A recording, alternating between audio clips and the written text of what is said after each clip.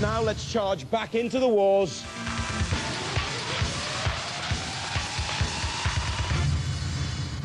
Lining up in round 2 of Heat P, Rattus against Dreadnaught, Victor 2 against Trident, and don't forget they're playing to fill the last place in our semi-final lineup.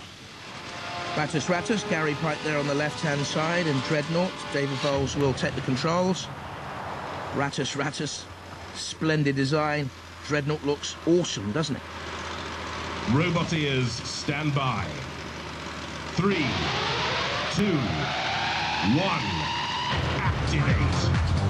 Rattus is the heavier, and Dreadnaught probably is the speedier, and you wonder what damage Rattus took in its last battle against Smidsy, when the shell, don't forget, was lifted up and almost off the main chassis of Rattus, which obviously has a problem here right from the start. They say it came from the 14th century. Well, the engines have probably ground to a halt long ago since then, and Dreadnaught here very much in the ascendancy early on. There's no life in Rattus at all. Well, it's Dreadnaught that will be going through, I would think, on the evidence of what we've seen early on here, to the splendid times, and hardly Boomtown Rats. Rattus edging away from the pits, into trouble, because now you see the house robots can come in. They're allowed to come in for the kill if a robot's been immobilised, and let's be honest, it has.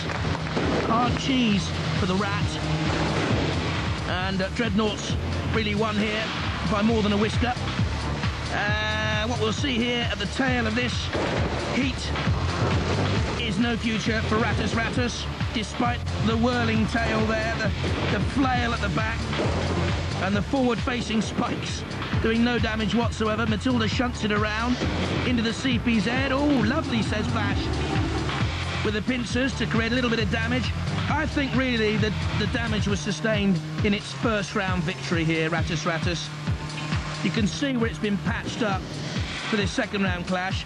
All Dreadnaught needs to do is stay away from trouble, unlike Rattus, which is now being sliced apart.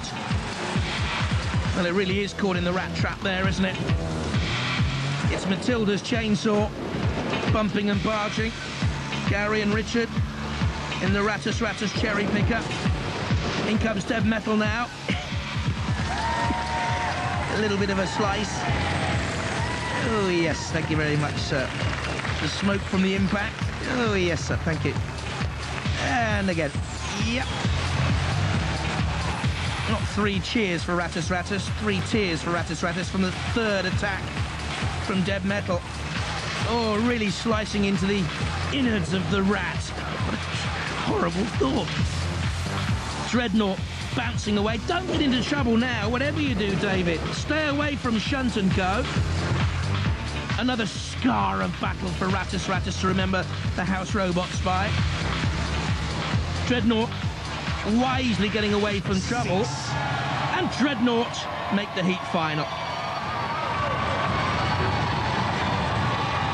It's back to sewers for Rattus as Dreadnaught fights on. Where do you think you're going? You can't just sneak off like a little rat down a sewer. Well, this is a big rat and it's not going down any sewer, but it nearly went in the pit. It's a very big, very dead rat, unfortunately. What happened? Why did you stop? Well, it worked. We didn't start. Some tests and then it just died. You didn't start? You did a little bit, didn't you? It moved, it went tweak and then just shut down. Yeah. Dead. That was it. That was it. So we haven't had a chance to find out what's wrong yet. It suffered, so annoying. It suffered from its own plague, I think. Yes, the bubonic plague got to it. Oh, lovely. That was easy really for you. Another easy round, yeah. Made very easy because the rat died. Well, that's what happened to us last war. Yeah. We died. Yeah. So I know how they feel. Oh, so you it feel really is horrible. As well. A little bit avenged, yes. It's calming. Well, it was hardly a close squeak. Rattus out, Dreadnaught through to meet the winners of Victor 2 and Trident. Well, Victor 2 team, you've been pitted against Trident, who, what are they? Still polishing their robot? They're still polishing their robot, yeah. And yet you're just about to go in there. How do you feel about them as opponents? Well, we're a bit worried about damaging their lovely shiny bodywork, and we did say we'd put feather dusters on the end, but we decided against it. Okay. All right, so confidence then. Yes. Confidence reigns supreme in the Victor team. Good luck. Here we go. We're discussing driving straight into the pit to get it over with.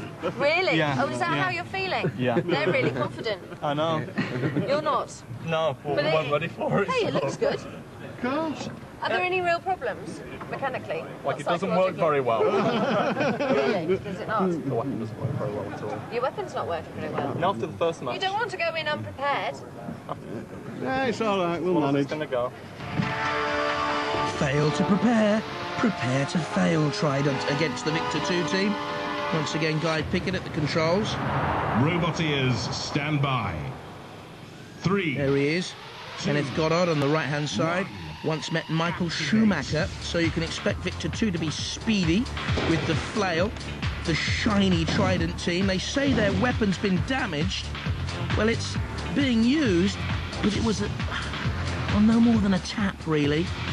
A little bit like a woodpecker trying to tap its way into a tank and not causing too much trouble at all to Victor 2. Now, we know the Victor 2 flail weapon is limited also. Spins in a blur, but doesn't really cause too much destruction. We've seen better weapons of that type, and, well, at the moment, the weapon has just stopped on the front hacking blade of Trident, the great pickaxe coming down. Victor 2 are trying to get the controls working again, I should think, on that weaponry. They need to, and it sparks into life again. One of these weapons powered by car starter motors, motorbike starter motors, and they've got it working again. Victor 2 towards the pit, spinning, whirling like a whirling dervish, but demonically into the pit. And it's Stephen Bennett, the controls of Trident, who goes through, and Victor 2 teetering and toppling, and in the end toppled into the pit. Oh, Guy, pick it out of that pit. It rests in pieces. Victor 2. Well, Victor was not victorious. Trident goes through to the next round. Let's hear it for Trident. Well, how do you think that went? You obviously won. Yeah, we won. We won. Lovely. And the axe works well. The axe it's pretty strong, isn't it? It is. It's very strong. It's a strange robot design, really. Why have you got, say, one wheel on the front instead of, like, 6 wheels on the back? Actually, the 3-wheel thing's the front. Ah, that's the front. You're Yeah, looking at the front. And the one wheel's the back. Yeah, right. everybody makes that mistake. That's why they always attack us from back. Yeah. Do you think you can go any further? The axe looks strong enough. We'd Well, like if to we have a go, you know. Ladies and gentlemen, can we give a round of applause for Trident? That's Trident through to the next round. We went in the pit. Like so many other great ones. We decided not to dive straight in there. We let them push us around a bit first, and then we went. And it was sending him back to McLaren. We can't put up with his driving any longer. Really? Yeah. Driving let us down, I'm afraid. Yeah. So you have to go back to Formula 1? Yeah. Oh, it's a terrible shame. Well, that was a turn up for the books then, because you weren't confident at all. You were only confident I didn't seem in your confident. shininess. I didn't seem confident at all, did I? Oh, don't play this one on me as if I believe it now. The axe is a bit stronger than people It thought. works. It works as That well. was a turn up I know. for the books as well. It We works. didn't expect Oh, it we to, knew did it. we? Very pleased. Yeah? I thought it was just going to fall off. Back to Formula 1. Guy Pickett can get the formulas right in the chemistry class. It's Trident in the heat final with Dreadnaught.